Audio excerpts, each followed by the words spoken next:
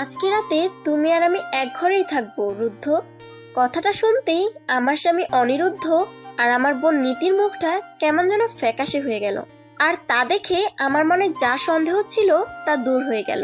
আমি মনে মনে একটা মিথ্যে হাসি দিলাম আর অপেক্ষা করতে লাগলাম কখন আমার স্বামী আমার বোনের সাথে থাকার জন্য একটা মিথ্যে বাহানা দিয়ে আমার কথার বিরোধ করবে।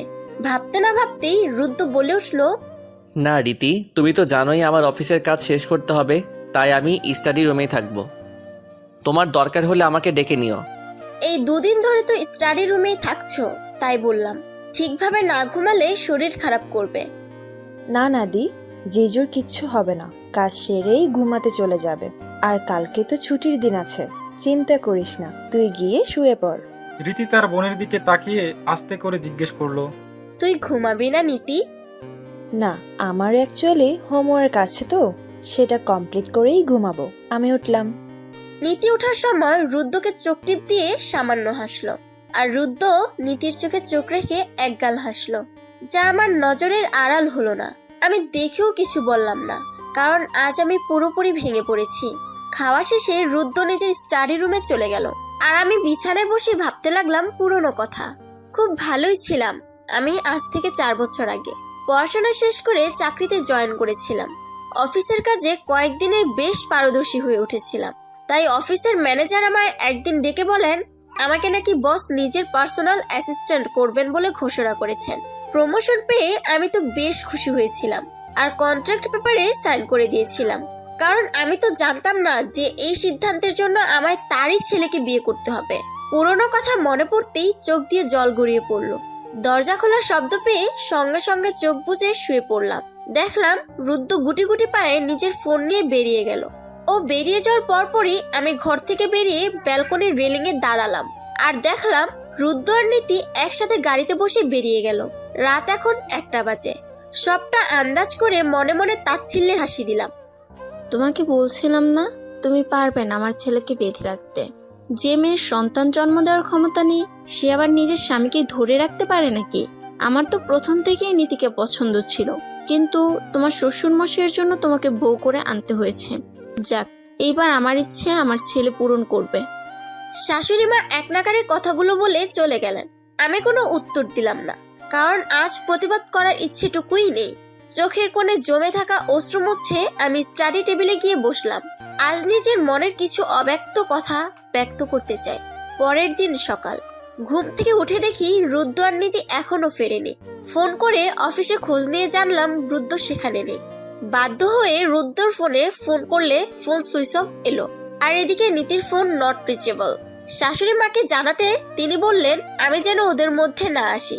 সকাল গিয়ে দুপুর গড়িয়ে সন্ধে হয়ে এলো, ওদের দুজনের কোনো খবর নেই। ঘরে বসে আছি, সে সময় আমার এক বান্ধবী আমায় কল দিল। রীতি, জামাইবাবুকে নীতির সাথে কাজে অফিসে ঢুকতে দেখলাম। কি ব্যাপার রে?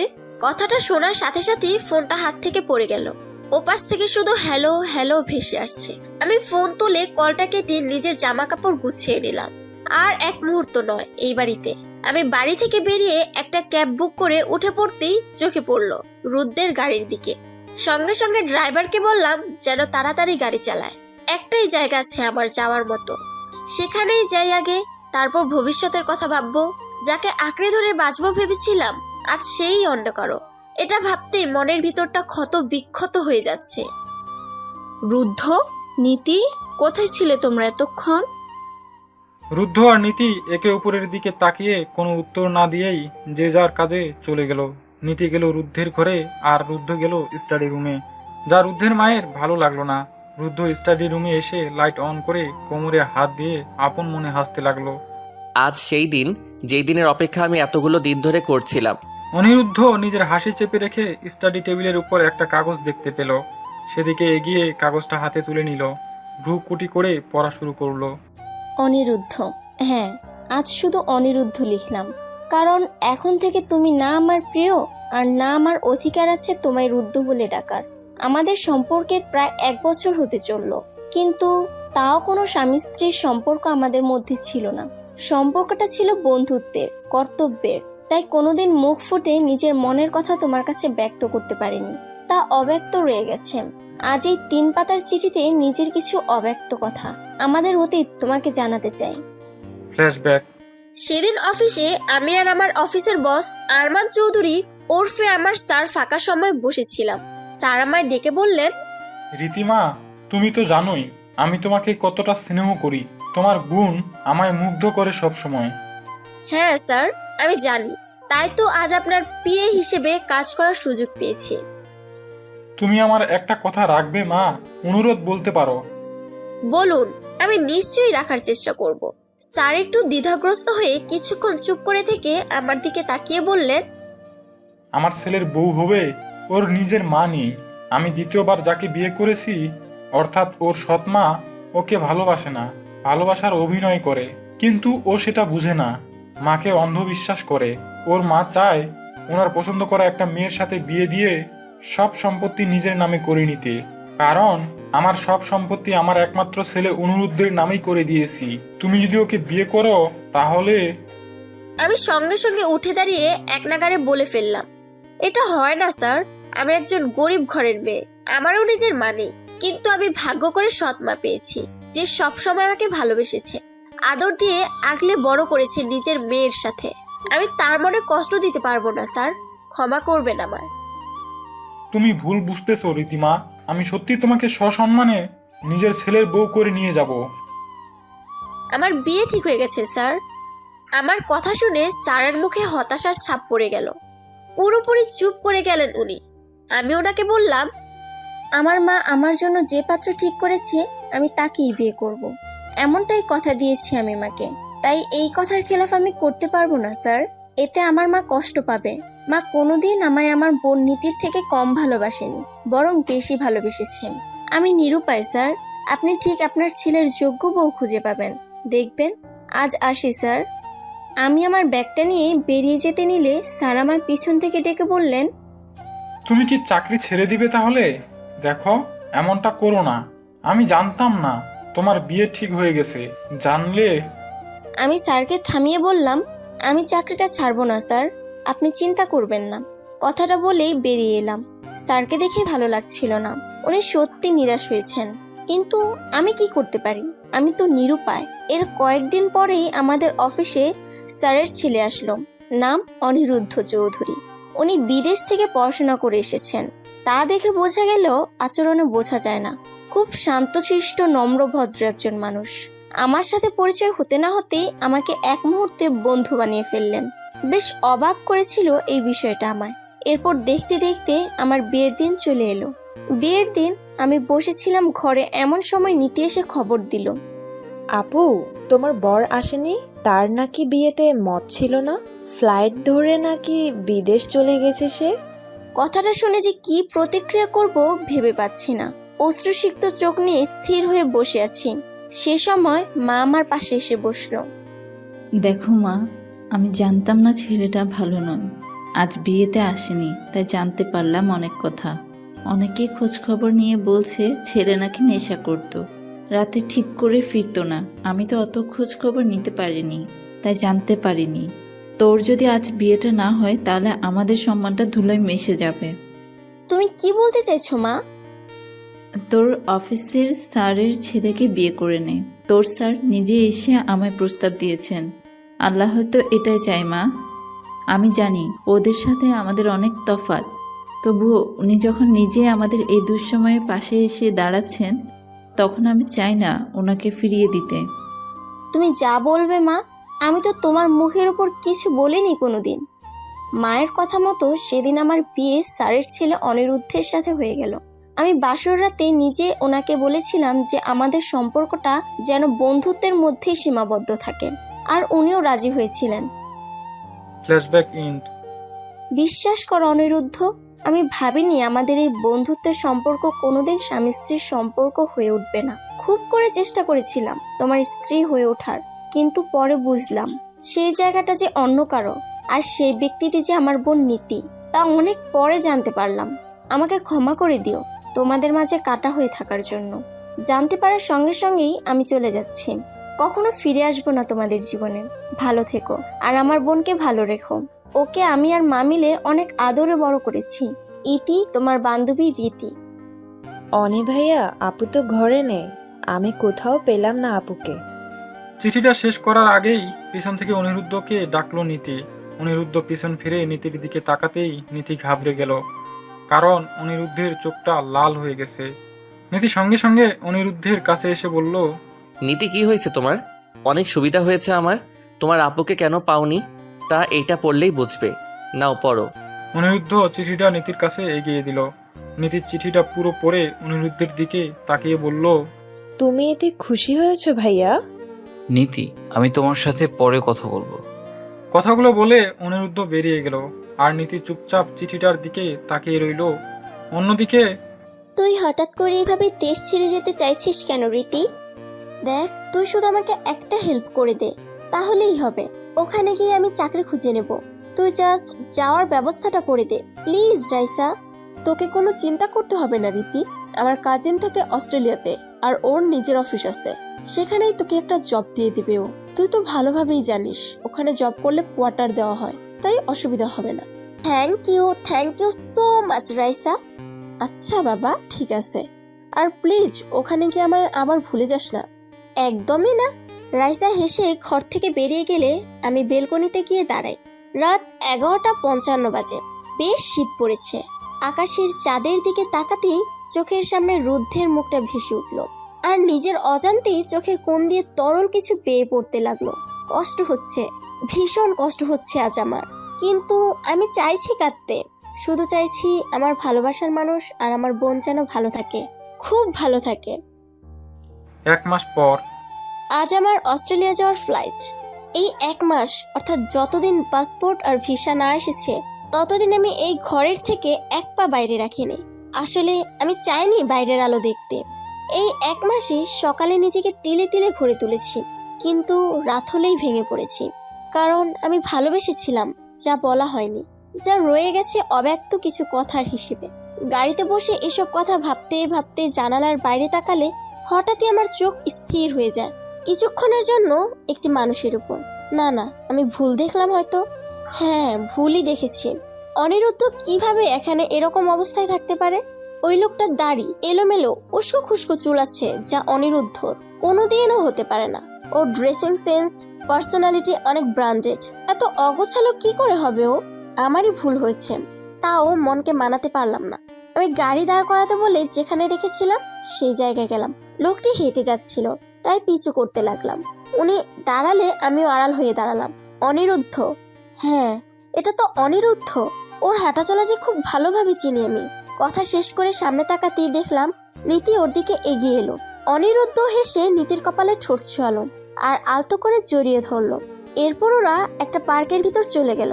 এত কিছু দেখার পরেও আমি বেহার মতো ওদের পিছনে গেলাম। গিয়ে দেখলাম নীতি অনিরুদ্ধের কাঁধে হাত রেখে বসে আছে। কিছুক্ষণ পর ও নিজের হাতের ওপর কপাল ঠেকালো। আর সহ্য হলো না আমার এসব। চোখ মুছে সঙ্গে সঙ্গে দ্রুত পায়ে বেরিয়ে এসে গাড়িতে করে এয়ারপোর্টের উদ্দেশ্যে রওনা দিলাম। 4 বছর পর আজ আমি বাংলাদেশের মাটিতে পা রাখলাম দীর্ঘ 4 বছর পর। আজ কোনো ভয় নেই আমার, না আছে কোনো দুঃখ কষ্ট। এখন আমি সামলে নিয়েছি নিজেকে পুরোপুরি। অফিসের কাজের জন্যই বাংলাদেশে আসা। এখন গন্তব্য গ্র্যান্ড হোটেল, যেখানে আমাদের ডিল সাইন করতে হবে। আমি হোটেলের রুমে ওয়েট করছি। এমন সময় দরজা খোলার শব্দ পেলাম, আর পিছন ফিরে তাকালাম একজনকে স্বাগত জানানোর জন্য। কিন্তু এটা কি করে সম্ভব? ব্যক্তিটিকে দেখে কোনো কিছু বলার ভাষা পাচ্ছিলাম না। অস্ফুট স্বরে বললাম, তুই? আমার চোখের সামনে যে আমার ছোট বোন নীতি দাঁড়িয়ে আছে, এটা মানতেই পারছি না আমি। 4 বছর পর ফিরে এসেই যে অতীতের সম্মুখীন হতে হবে ভাবিনি কোনোদিন। যতই মুখে বলি নিজেকে শক্ত করেছি, কিন্তু নিজের অতীত যখন চোখের সামনে আসে, তখন সেই ব্যক্তিটি বুঝে তার ভেতরে কি চলে। চোখ ছলছল করলেও আমি সঙ্গে সঙ্গে নিজেকে স্বাভাবিক করে নিলাম। কিন্তু নীতি ঠায় দাঁড়িয়ে আছে, আমাকে দেখে ঠিক একটা মূর্তির ন্যায়। আমি মুখে জোর করে হাসি ফুটিয়ে নীতির কাছে এগিয়ে নীতির বাহুতে হাত দিয়ে বললাম, কেমন আছো? কথা শেষ করার আগেই নীতি ঝটকা মেরে আমার হাত সরিয়ে দিল। নীতির মুখে রাগের ছাপ পড়ে গেল মুহূর্তের মধ্যে। নীতি ঝট করে আমার 2 বাহু ধরে ঝাঁকিয়ে বলতে শুরু করলো, কেন ফিরে এসেছিস তুই এখন? সবকিছু শেষ করে তোর শান্তি হয়নি? বল, কেন ফিরে এসেছিস? এটুকু বিশ্বাস করতে পারিসনি নিজের ভালোবাসার মানুষটার উপর? নীতি আমার বাহু ছেড়ে তাচ্ছিল্য হেসে বলল, আমিও বা কাকে বলছি যে নিজের বোনকে বিশ্বাস করতে পারে না? সে ভালোবাসার মানুষকে কি করে বিশ্বাস করবে? ও, আমি তো তোর সৎ বোন, তাই না? আমি তো ভুলেই গেছিলাম। আমি নিজের জড়তা কাটিয়ে বললাম, নীতি তুই এসব কি বলছিস? আমি কিছুই বুঝতে পারছি না। তুই কি আমি চলে গেছিলাম বলে রাগ করেছিস, তাই এসব বলছিস? তুই একজনের জীবন নিয়ে নিয়েছিস আপু। নীতির কথা আমার বুকে তীরের মতো এসে বিঁধল। জি জি, জীবন নিয়েছি মানে? কার জীবন নিয়েছি? কি বলতে চাইছিস তুই? অনিরুদ্ধ চৌধুরীর। নীতি! নীতির কথা শুনে আমার মাথাটা গরম হয়ে গেল।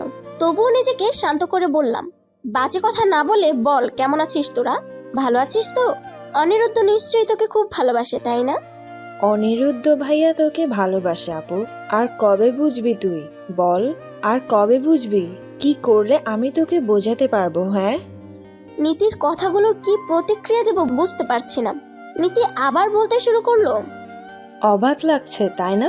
ভাবছিস এই কি করে সম্ভব? এটাই বাস্তবতা আপু। খুব সামান্য একটা কারণে তুই আমাদের ছেড়ে চলে গেছিলি।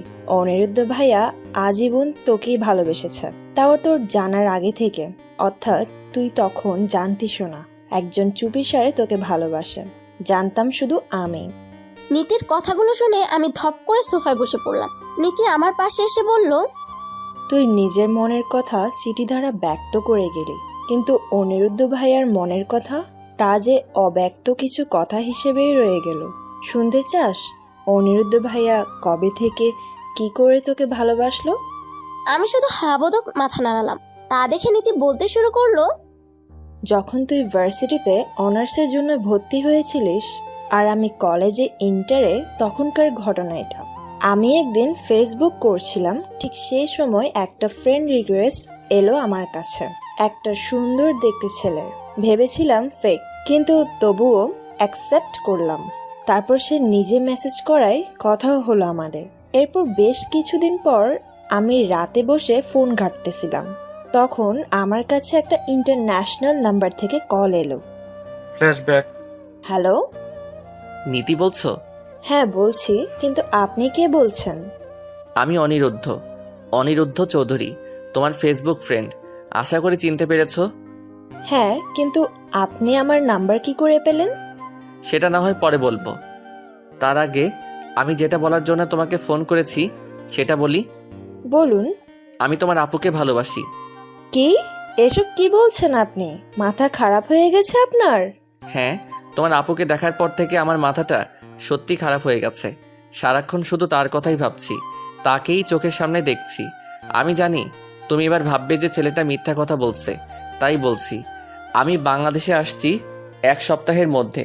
তোমার কলেজের থেকে 30 মিনিট দূরত্বে যে ক্যাফেটা আছে ওখানে মিট করবে আমার সাথে। বান্ধবীদের নিয়ে আসার হলে আসতে পারো, আমার অসুবিধে নেই। টাইমটা আমি জানিয়ে দিব। 1 সপ্তাহ পর ক্যাফেতে। আমার ভীষণ অবাক লাগছে ব্যাপারটা। আপনি শুধুমাত্র একটা ছবি দেখে আমার আপুকে ভালোবেসে ফেললেন? ঠিক তা নয়, তোমার আপুকে আমি অনেক ছোটবেলায় দেখেছিলাম। তোমার আমার বাবার সাথে দেখা করতে এসেছিল। তোমার বাবা মারা যাওয়ার পর আর দেখা হয়নি আমাদের। আমিও বিদেশ চলে যাই। তারপর হঠাৎ কিছুদিন আগে ফেসবুক স্ক্রল করতে করতে তোমাদের দুজনের একটা ছবি দেখতে পাই আমি। তুমি এমন একজনকে ট্যাগ করেছিলে যে আমার ফ্রেন্ড লিস্টে ছিল, তাই আমি দেখতে পেয়েছি। বিশ্বাস করবে না, আমি সেই সারাটা দিন তোমার আপুর ছবি দেখেই কাটিয়েছি।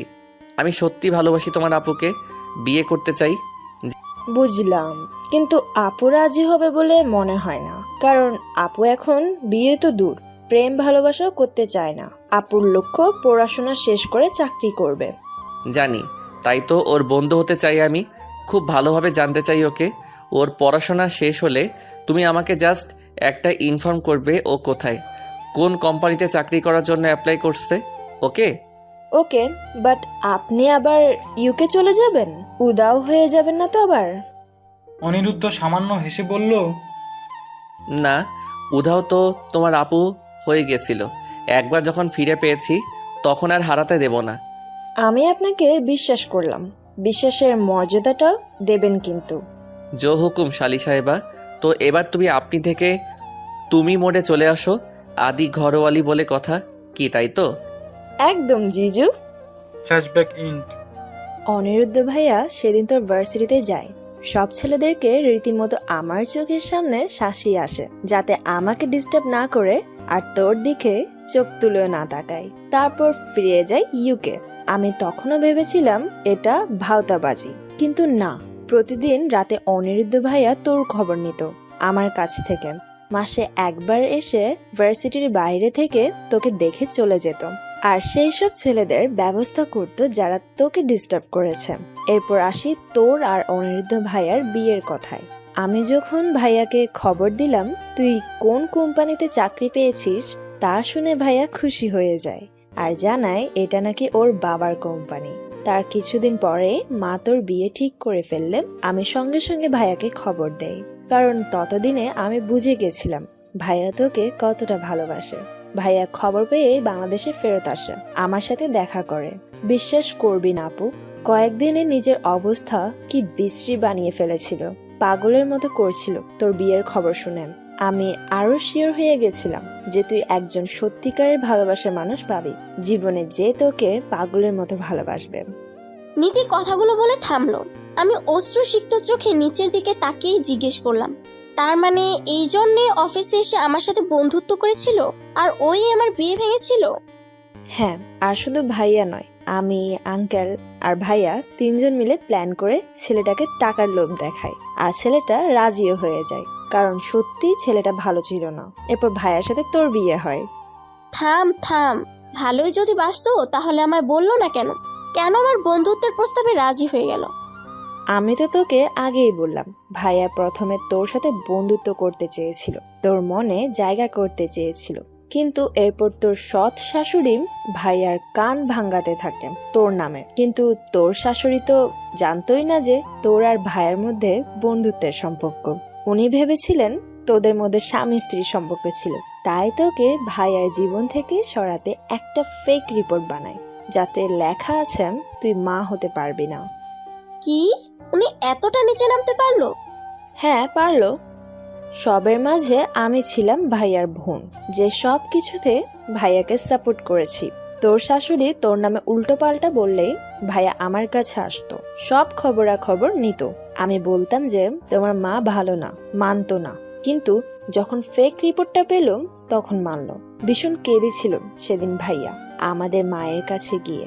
ও মায়ের কাছে গিয়ে কেঁদেছিল? হ্যাঁ, যে মায়ের জন্য নিজের বাবাকে বিশ্বাস করেনি, সেই মা যে সত্যিই তাকে ভালোবাসেনি, তার ভালোবাসাকে যাকে সে পাগলের মতো ভালোবাসে তাকে দূর করতে চেয়েছে, তার থেকে এটা ভাইয়া মানতে পারেনি। তোর কাছে গিয়েই বা কি করে কাঁদবে, তাই মায়ের কাছে কেঁদেছিল। যাই হোক, আমি এবার আসিম।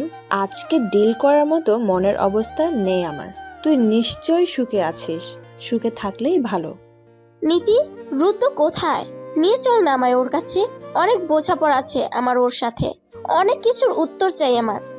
উত্তর দেওয়ার মতো অবস্থায় যে সে নেই। মানে? চল আমার সাথে। নীতি আর আমি গাড়ি নিয়ে বেরিয়ে পড়লাম। আজ অনেক কিছুর উত্তর চাই আমার। এতই যখন ভালোবাসতো তখন কেন 1 বছরে আমায় কাছে টেনে নেয়নি? আমি কইকে বোঝাইনি যে আমি ওকে কতটা ভালোবাসি? কেন কয়েকদিন ধরে আমার বোনের সাথে রাত জাগতো আমায় মিথ্যে বলে? কোথায় যে তোরা সেই মাঝরাতে? আর কাজী অফিস কেন গেছিল রুদ্র নীতির সাথে? এই সবের উত্তর চাই আমার, যে আমি নীতির থেকে নয় রুদ্রের থেকে নেব। ওর পাগলামি ভালোবাসা কোথায় গেছিল? আমাকে দূর থেকে ভালোবাসতে পারলো এতগুলো দিন ধরে, আর কাছে যখন ছিলাম তখন সেই ভালোবাসা গায়েব। না, আজ আমি সবকিছু বোঝাপড়া করেই ছাড়বো। গাড়ি থামতেই আমি চোখ মুছে গাড়ি থেকে নামলাম, আর অবাক হয়ে গেলাম। ভালোভাবে চারিদিকে তাকাতেই রেগে নীতিকে বললাম, কি হচ্ছে এটা কি নীতি? তুই আমাকে এই কবরস্থানে কেন নিয়ে এসেছিস? তুই তো বললি ভাইয়ার কাছে আসবি, ভাইয়া তো এখানেই আছে। কি বলছিস তুই?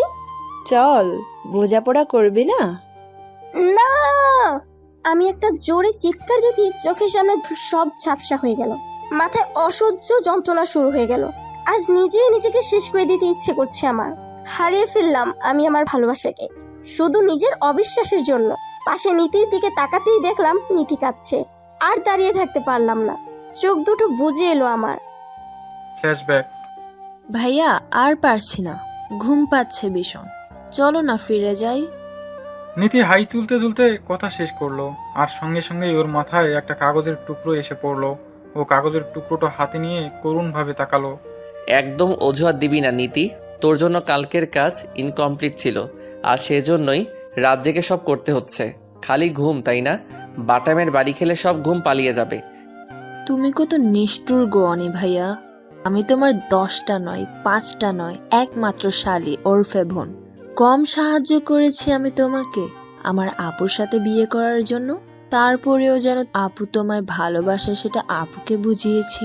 আর তুমি কিনা আমার সবচেয়ে প্রিয় জিনিসকে আমার জীবন থেকে ভাগিয়ে দেবে বলছো? Not fair. নীতি সোফায় বসে গাল ফুলিয়ে কথাগুলো বলায় অনিরুদ্ধ হেসে হেসে কুটি কুটি হাতের কাজ রেখে অনিরুদ্ধ হেসেই চলেছে। নীতি অনিরুদ্ধের দিকে ছোট ছোট চোখ করে তাকিয়ে বলল, হাসো হাসো, বেশি করে হাসো। আজকে বউয়ের জন্মদিন, আবার সেই দিন প্রপোজ করবে বউকে, বউ অ্যাকসেপ্ট করবে। সেই খুশিতেই এত হাসি, তাই না? আমার কথাই ভুলে গেছো যে কিনা প্ল্যানটা দিল। অনিরুদ্ধ একটা লাল বেলুন এনে নীতির হাতে দিয়ে বলল। এই নাও আদি ঘরোয়ালি, এটা তোমার জন্য। নীতি নখ দিয়ে ফটাস করে বেলুনটা ফাটিয়ে দিয়ে বলল, চাই না এসব বেলুন, তোমার বউয়ের পছন্দ এটা। আমার তো চকলেট পছন্দ, চকলেট দাও। ঠিক আছে, তোকে উপহার হিসেবে চকলেটের দোকানের মালিকের সাথে বিয়ে দিয়ে দেব। সারাদিন চকলেট খাস। হিহিহিহি, চলবে। আচ্ছা, আর কি বাকি? অনিরুদ্ধ হেসে নীতির গাল টেনে উঠে দাঁড়িয়ে হাঁটতে হাঁটতে বলল, অনেক কিছু। ছাদটা সাজাতে হবে আমাকে। আমাদের ঘরটা আমি সাজিয়ে ফেলেছি রীতির পছন্দের জিনিস দিয়ে। রীতির যে পার্সোনাল ঘরটা হবে ওর আঁকার জন্য, ওটা সাজানো বাকি আছে। আচ্ছা, তাহলে আমি ওটা সাজিয়ে ফেলছি। আমি নিয়ে এসেছি সব ছবি আপুর আঁকা যা ছিল। ভাইয়া, এত বড় একটা বাড়িতে তোমরা একা থাকবে? কেন? তুই আর মাও থাকবি। আমি চাই না আমার ভালোবাসাকে সেই জায়গায় রাখতে যেখানে একটা মানুষ সব সময় তাকে আমার থেকে দূরে করার চেষ্টা চালাচ্ছে। আমার একটা বিষয় নিয়ে চিন্তা হচ্ছে। আন্টি আমাকে আর তোমাকে নিয়ে কোনো রকম আজে বাজে কথা আপুর কানে তুলবে না তো? ভয়টা যে আমি পাচ্ছি না তা নয় নীতি। আমি তোকে বলেছিলাম রীতিকে সবটা জানিয়ে দিতে, তুই বললি যে ওকে সারপ্রাইজ দিতে। তোর আর মায়ের কথা শুনে আমি রাজি হয়েছি, না হলে আমি আগেই বলে দিতাম। ওর খারাপ লাগছে আমি বুঝেছি। আজকে যখন বললাম রাতে থাকবো না ওর সাথে, তখন ওর মুখটা শুকিয়ে গেছিল পুরো। মন তো চাইছিল তখনই সবটা বলে দেই। ঠিক বলেছ ভাইয়া, কিন্তু আমি ওকে এই সারপ্রাইজটা দিতে চাই। তার কারণ আপু কোনোদিন নিজের জন্মদিন সেলিব্রেট করতো না। করতে চাইলে বলতো ওর জন্য বড় মা মারা গেছে, তাই ও এই দিনটা মনেও রাখতে চায় না। আর সেটাই সত্যি করেছে আপু। আমি ড্যাম শিওর ওর নিজের জন্মদিন মনে নেই। তাই এই দিনে যদি ও নিজের ভালোবাসার মানুষের কাছ থেকে ভালোবাসার প্রস্তাব পায়, তাহলে হয়তো ও আর নিজের জন্মদিনটাকে দোষারোপ করবে না অশুভ বলে। নীতি, রীতি আমাকে ভালোবাসে তাই না? আমাকে ছেড়ে যাবে না তো কোনো দিন? এসব কি বলছো ভাইয়া? আপু নিজে বলেছে ও তোমাকে ভালোবাসে। দেখবে ও খুব খুশি হবে এই বাড়িটা দেখে। যেখানে তোমাদের ভালোবাসার শত্রু আছে সেখানে না থাকাই ভালো। অনেক পাকা পাকা কথা বলেছিস, এবার যা কাজ কর, ফাঁকিবাজি করবি না একদম। ধুর, রাত বিরেতে না ঘুমিয়ে ঘর সাজাতে হচ্ছে। সকালবেলা নিজের কাজ নিয়ে পড়ে থাকো, তখন তো এসে সাজাতে পারো। তা না চাই রাত বিরেতে চোরের মতো এসে সাজাচ্ছি।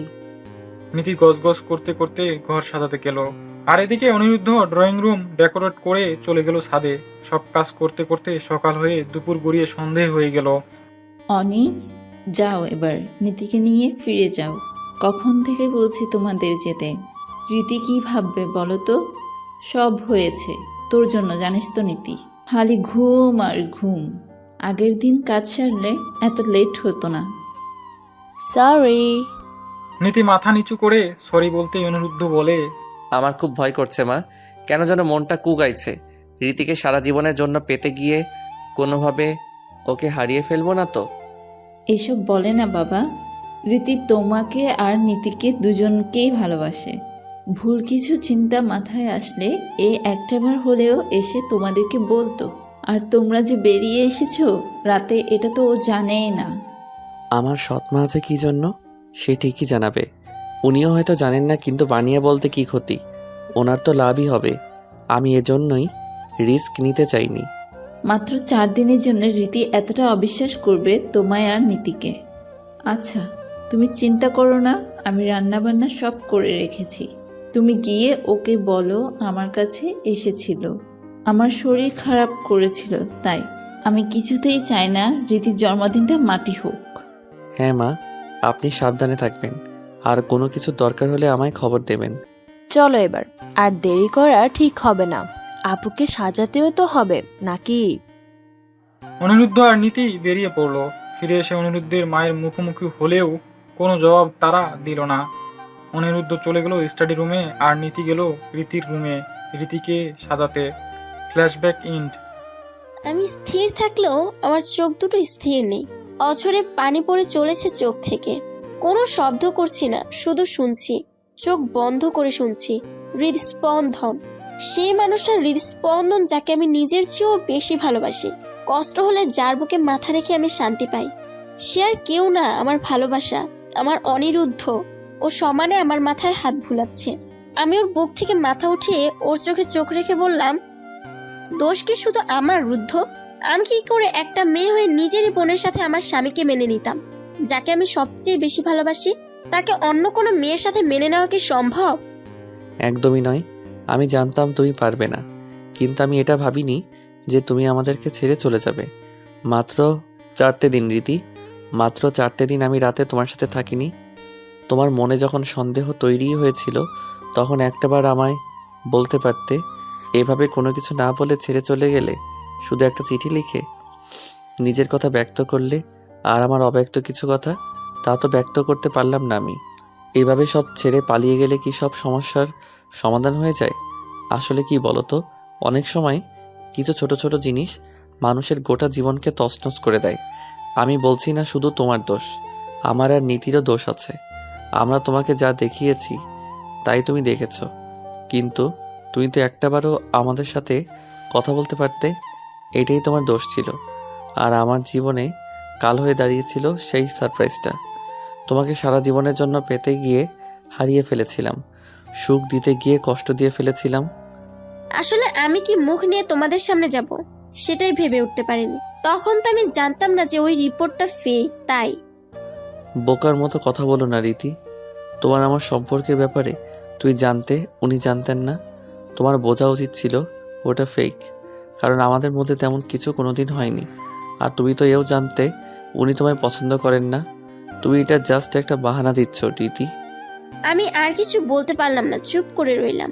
কথাটা ঠিক বলেছে রুদ্র। আমি সত্যি জানতাম রিপোর্টটা ফেক। এখন সত্যি নিজের মাথা নিজের ঠুকতে ইচ্ছে করছে। মাত্র 4 দিনের জন্য আমি এতটা অবিশ্বাস করলাম বোনকে আর রুদ্রকে। এর আগে আমি কোনোদিন রুদ্রের মুখে অন্য কোনো মেয়ের নাম শুনিনি। সেখানে ওকে নিজের বোনের সাথে সন্দেহ করলাম। ছি ছি। কিন্তু সেদিনের পার্কের ঘটনা, সেটা কি ছিল? ভাইয়া, তুমি একটু বাইরে যাও তো, আমার আপুর সাথে কথা আছে। ঠিক আছে, আমি খাবার নিয়ে আসছি। রুদ্র বেরিয়ে যেতেই নীতি এসে আমার পাশে বসলো। জানতে ইচ্ছা করছে না সেদিন পার্কে তোর দেখাটা সত্যি নাকি মিথ্যে? যেমন ওই 4 দিনের আমাদের করা ব্যবহারের পিছনে কারণ ছিল, তেমন পার্কের তোর দেখা ঘটনাটার পিছনেও কারণ ছিল। পৃথিবীতে কোনো কিছুই বিনা কারণে হয় না। শুধু আফসোস এটাই যে তুই কারণগুলো জানার চেষ্টা করলি না। তো তুই কি করে জানলি আমি সেদিন ওখানে ছিলাম? বলছি আবারও ফ্ল্যাশব্যাক। আপু, তুই এভাবে কেন চলে গেলি বলতো? আমারই ভুল। ভাইয়া বারবার বলেছিল তোকে সত্যি জানিয়ে দিতে, কিন্তু আমি দেইনি। সামান্য একটা সারপ্রাইজ দেওয়ার জন্য তোর জন্মদিনটা বিশেষ করতে গিয়ে সব নষ্ট করে ফেললাম আমি। নীতি চিঠিটা হাতে নিয়ে কাঁদতে থাকে। ঠিক সে সময় কিছু ভাঙচুরের শব্দ ভেসে আসে। নীতি ধর ফুরিয়ে দৌড় দেয় অনিরুদ্ধের ঘরের দিকে। ঘরে ঢুকতেই দেখে সব জিনিস ভেঙে চুরে ছড়িয়ে ছিটিয়ে পড়ে আছে। নীতি ভয়ে ঠকঠক করে কাঁপছে, কারণ অনিরুদ্ধ কখনো রাগ করে না, শান্ত মাথায় সব কাজ করে। আর সেই শান্ত মানুষ যখন রেগে যায়, তাকে ঠান্ডা করার মতো ক্ষমতা কারোরই নেই। এরই মাঝে অনিরুদ্ধের হুঙ্কারে নীতি কেঁপে উঠল। তুই বলেছিলিস তোর আপু খুশি হবে। কোথায় তোর আপু এখন? তুই বলেছিলি তোর আপু আমি অবিশ্বাস করবে না, তাহলে ছেড়ে গেল কেন বল? বারণ করেছিলাম। আমি ওকে মিথ্যা বলতে বারবার করে বলেছিলাম সব সত্যি জানিয়ে দিতে। ওকে পেতে গিয়ে আজ আমি সারা জীবনের মতো হারিয়ে ফেললাম, সারা জীবনের মতো। অনিরুদ্ধের হাতে থাকা ফুলদানিটা রাগের বসে নীতির দিকে ছুঁড়ে মারতেই সেটা নীতির কপালে লেগে যায়। অনিরুদ্ধ ভাবেও নি এমন কিছু হবে। ও ড্রেসিং টেবিলের আয়নায় ছুঁড়ে মারতে গেছিল ফুলদানিটা, কিন্তু নীতির মাথায় লাগবে সে ভাবেনি। নীতি, তুই ঠিক আছিস? আমি ইচ্ছে করে করিনি, বিশ্বাস কর। আমি ডক্টর ডাকছি। ফ্ল্যাশব্যাক ইন্ড। সেদিনের পর থেকেই ভাইয়া মায়ের ছেলে আর আমার আপন ভাইয়া হয়ে উঠেছিল। আমার দোষে যে সে তাকে হারিয়েছিল তা কোনোদিন আমায় বুঝতে দেয়নি। সবসময় নিজেকে দোষ দিয়েছে, মনে করেছে নীতি তো শুধু বলেছিল। আমি যদি জোর করে রীতিকে সত্যিটা বলে দিতাম তাহলে আজও আমার কাছে থাকতো। না রে, দোষ তোদের একার নয়। আমি বুঝতে পারছি এখন সবসময় চোখের দেখা সত্যি হয় না, তার পিছনে যেই কারণটা থাকে সেটা জেনেই বিশ্বাস করতে হয়। আমার শুধুমাত্র একটা ভুলের জন্য আজ 4টে বছর হারিয়ে গেছে আমাদের জীবনে। আমি যদি সব ছেড়ে পালিয়ে না যেতাম তাহলে এটা হতো না। সমস্যার সমাধান পালিয়ে গেলে হয় না, এটা বুঝতে দেরি করে ফেলেছি আমি। তোরা তো আমাকে সুখী করতে চেয়েছিলি, সারপ্রাইজ দিতে চেয়েছিলে। সারপ্রাইজ দিতে গিয়ে নিজেরাই সারপ্রাইজ হয়ে গেছি। দোষ দু তরফেরই ছিল। ভাইয়া পাগলের মতো তোকে খুঁজছিল, 1 মাস আর না পেয়ে রোজ মায়ের কাছে কাঁদতো। এই 1 মাসে আমি একটা চাকরি খুঁজেছিলাম, আর সেটা ভাইয়াকে বলাই ভাইয়া রাজিও হয়। সেখানে একদিন আমার বস আমাকে অনেক অপমান করে, আর আমি ফিরে এসে অনেক কান্নাকাটি করি। ভাইয়া আমায় বোঝায় যে আমাকে চুপ করে থাকলে হবে না। আমি ভাইয়ার কথা মতো চলাই, পরের দিন বসকে উত্তর দেই আর বস চুপ করে যায়। সেদিন আমি অফিস থেকে বেরিয়ে ভাইয়ার কাছে যাই। আগেই ফোনে খবর দিয়েছিলাম, তাই ভাইয়া আমায় জড়িয়ে ধরে, বোন হিসেবেই কপালে ভালোবাসার পরশ দেয়। তারপর আমরা একটা পার্কে যাই, কারণ আমি যাকে ভালোবাসি তার সাথে দেখা করানোর কথা ছিল ভাইয়াকে। পার্কে যেতেই ভাইয়া বলে, রীতি মাঝে মধ্যে আসতো আমার সাথে। আমি ভাইয়াকে ভরসা দিতেই ভাইয়া পাশে বসে কাঁদে, হাত রাখে আর মাথাটা ঠেকায়। ঠিক সেই সময় আমার চোখ যায় তোর দিকে। আমি জানি না তুই কতটা কি দেখেছিস। ভাইয়াকে বলতেই ভাইয়া উঠে ছুট দেয় তোকে ধরার জন্য, কিন্তু ততক্ষণে তুই রাস্তা পার হয়ে গেছিস। ভাইয়া কোনো দিকে লক্ষ্য না করে তোর পিছনে ছুট দেয়, আর তখনই কি? অপর দিক থেকে একটা মাল ভর্তি ট্রাক আসছিল। ভাইয়া সেটা লক্ষ্য করেনি, আর তখনই ভাইয়াকে সেটা সজোরে ধাক্কা মারে, আর ভাইয়ার শরীরের এক পাশ পুরোপুরি প্যারালাইজড হয়ে যায়। অনেক সময় লেগে যায় সরে উঠতে। ডক্টর বলেছিল মাথাতেও গুরুতর চোট পেয়েছেন, তাই স্ট্রেস কম নিতে। ভাইয়ার বাবা আমাকে আর মাকে তখন ওনাদের বাসায় রাখেন, যাতে ভাইয়ার সেবার কোনো রকম সমস্যা না হয়। উনি খুব ভালোভাবেই জানতেন ভাইয়ার সৎ মা কোনোদিন ভাইয়ার যত্ন ঠিক করে করবে না। তিনি চাইবেন ভাইয়া মরে যাক। এরপর ভাইয়া সুস্থ হয়ে উঠলে অফিসে যাওয়া শুরু করে, আর সেই অবসরে ভাইয়ার সৎ মা আমাদের নানা রকম কথা শোনায়। আমরা কিছুই বলতাম না। দিনের পর দিন উনি কথা শোনাতো, কিন্তু হঠাৎ একদিন ভাইয়া সবটা শুনে ফেলে, আর সেদিনই ওনাকে বাসা থেকে বাহির করে দেয়। আচ্ছা, তুই আমায় একটা কথা বল। কি? রুদ্ধ তো বেঁচে আছে, তাহলে তুই আমার রুদ্ধের সাথে দেখা করাতে কবরস্থানে কেন নিয়ে গেছিলি? আর আমি ওখানে অজ্ঞান হয়ে যাওয়ার পর আমাকে এই বাসায় কেন নিয়ে আসলি? ভাইয়া তোকে নিয়ে এসেছে, আর ভাইয়া কবরস্থানে ছিল। সেটা আমি বলবো রীতিকে। তুই এখন একটু বাইরে যা। আমি দরজার দিকে তাকিয়ে দেখলাম মা দাঁড়িয়ে আছে, মায়ের পিছনে রুদ্ধ। মা ভিতরে এসে আমার দিকে তাকিয়ে বললেন, জামাই, নীতি, বাইরে যাও তোমরা। আমাদের কথা হলে তোমাদের ডেকে নেব। মা, ছাড়ো না, এখনও রেস্টের প্রয়োজন। তুমি তো কোনোদিন আমার মুখের উপর কথা বলনি জামাই। আমার কথা মেনে যেমন রীতিকে সারপ্রাইজ দিতে রাজি হয়েছিলে, তেমন এখন একটু বাইরে যাও। এবার আমি কথা দিচ্ছি তোমার রীতি তোমার থেকে দূরে যাবে না। মায়ের রাগী কণ্ঠ শুনে ও আর নীতি দুজনেই বাইরে চলে গেল। মা এসে আমার পাশে বসলেন। আমি তাকাতে পারছি না মায়ের দিকে, কারণ আমি জানি মা এখন আমায় খুব বকবে, তাই মাথা নিচু করে থাকাটাই শ্রেয়।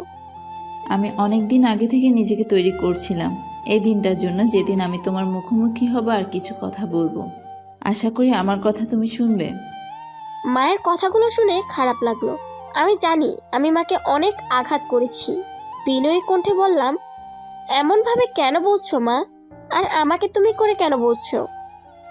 কারণ তুমি তোমার ব্যবহারে বুঝিয়ে দিয়েছো সৎ কখনো আপন হয় না। তোমার মনে যখন সন্দেহ ভাষা বেঁধেছিল তখন তোমার উচিত ছিল অন্তত আমাকে জানানো। আমি কি কোনোদিন নীতির কোনো ভুল, কোনো অন্যায় প্রশ্রয় দিয়েছি? না মা, আসলে আমার কথা শেষ হওয়ার আগেই মা হাত দিয়ে আমায় থামিয়ে বলতে শুরু করলো, আজ আমার প্রশ্নের সঠিক উত্তর দাও। তোমার বক্তব্য আমি পরে শুনছি। কি অভিযোগ ছিল তোমার অনিরুদ্ধের প্রতি?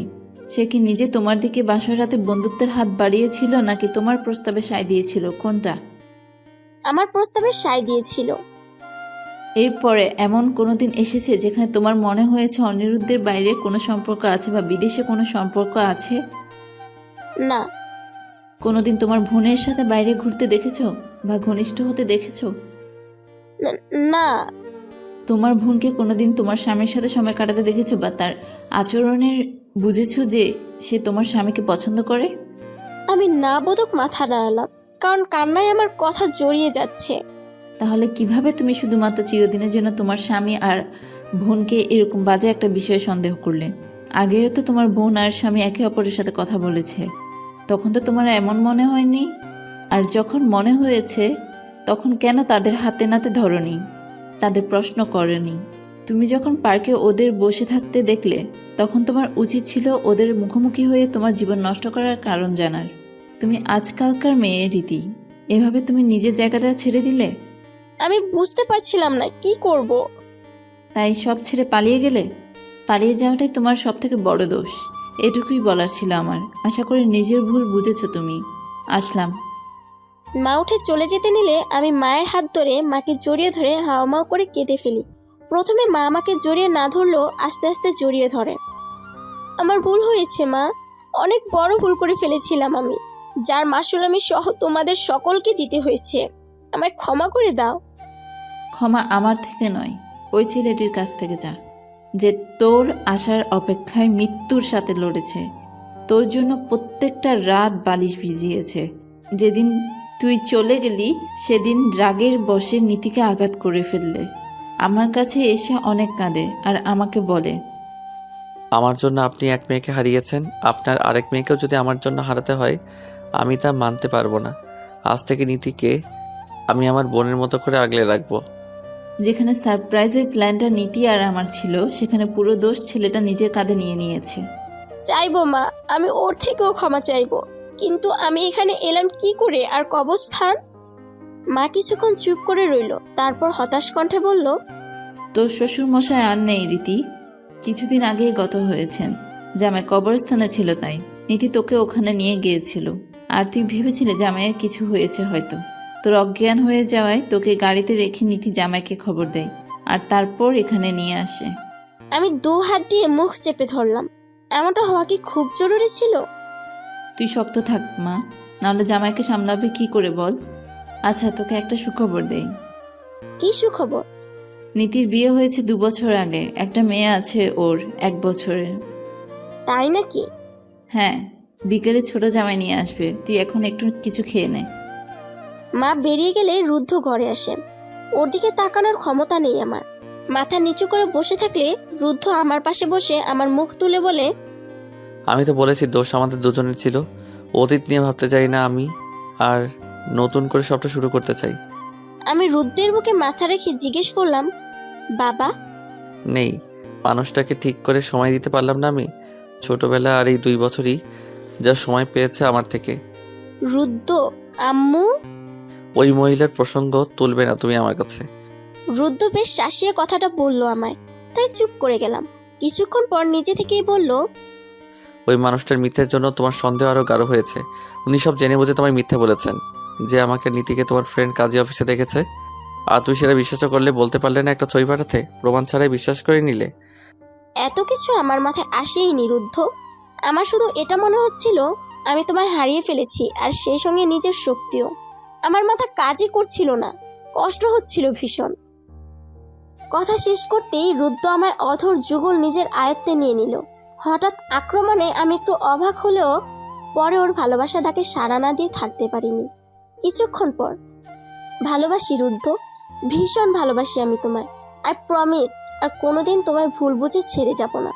আমিও তোমাকে নিজের প্রাণের চেয়ে বেশি ভালোবাসি রীতি। তোমাকে ছাড়া আমি পারবো না থাকতে। বেঁচে থাকার জন্য আমার তোমাকে দরকার। প্লিজ আর কোনোদিন আমায় ছেড়ে যেও না, না হলে আমি রুদ্ধের ঠোঁটে আঙুল রেখে বললাম, কিছু কথা ব্যক্ত করতে নেই, তা অব্যক্ত কিছু কথা হিসেবেই থাক। রুদ্ধ হেসে আমার কপালে ভালোবাসার পরশ দিয়ে আমায় বুকে আগলে নিল, আর আমিও আমার ভালোবাসার মানুষের বুকে তার হৃদস্পন্দন শুনতে লাগলাম।